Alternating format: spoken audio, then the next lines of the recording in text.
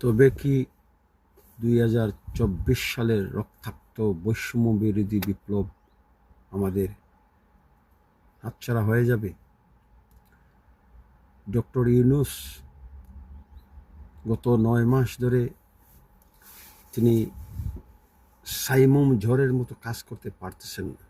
আমরা যদি দেখি বুর্কিনা ফাসোর ডক্টর ইব্রাহিমের মার্কসিস্ট সোশ্যালিস্ট যে রেভলিউশনারি গভর্নমেন্ট ফর্ম হয়েছে, 2 বছরে ডক্টর ক্যাপ্টেন ইব্রাহিম তার হেলথ কেয়ার সিস্টেমকে ইংল্যান্ডের চেয়েও উন্নত করে বলেছেন।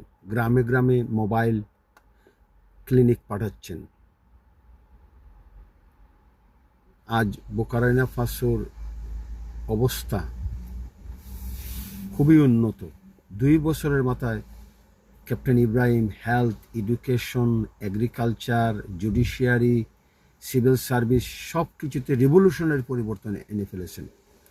তবে কি আমরা ব্যর্থ হব সুদানের ট্রানজিশনাল গভর্নমেন্টের মতো? আমরা ফেসিস্ট সরকারের পতন ঘটিয়ে আমরা তো আরেকটি নির্বাচনের প্রস্তুতি নেওয়ার কথা না। আরেকটি ফেসিবাদী সরকার আসার জন্য তো আমরা অপেক্ষা করতেছি না। একটা বৈষম্য বিরোধী বিপ্লব ছিল পরিবর্তনের জন্য। নজরুলের সেই কবিতা, কে আছো জোয়ান হও আগুয়ান হাকিছে ভবিষ্যৎ, নজরুলের সব বৈষম্য বিরোধী গান গাইতে গাইতে, উপনিবেশ বিরোধী গান গাইতে গাইতে, রবীন্দ্রনাথের গান গাইতে গাইতে আমরা একটা বৈষম্য বিরোধী বিপ্লব ঘটালাম।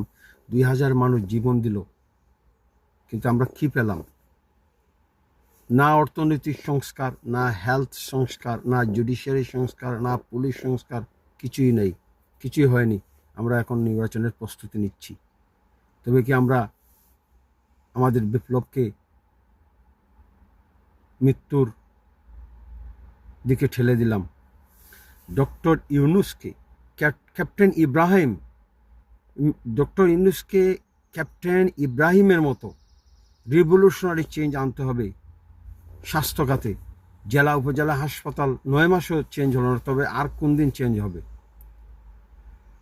আমাদের স্বাস্থ্য ব্যবস্থাকে সোশ্যালিস্ট স্বাস্থ্য ব্যবস্থায় পরিবর্তন করতে হবে, নিয়ে যেতে হবে। এটা আমাদের ক্যাপিটালিস্ট স্বাস্থ্য ব্যবস্থা, ক্রুয়েল ক্যাপিটালিস্ট স্বাস্থ্য ব্যবস্থা জনগণের মানবিক মর্যাদার বিরুদ্ধে, জনগণের সার্বভৌম ক্ষমতার বিরুদ্ধে, মানবাধিকারের বিরুদ্ধে যুদ্ধ ঘোষণা করেছে।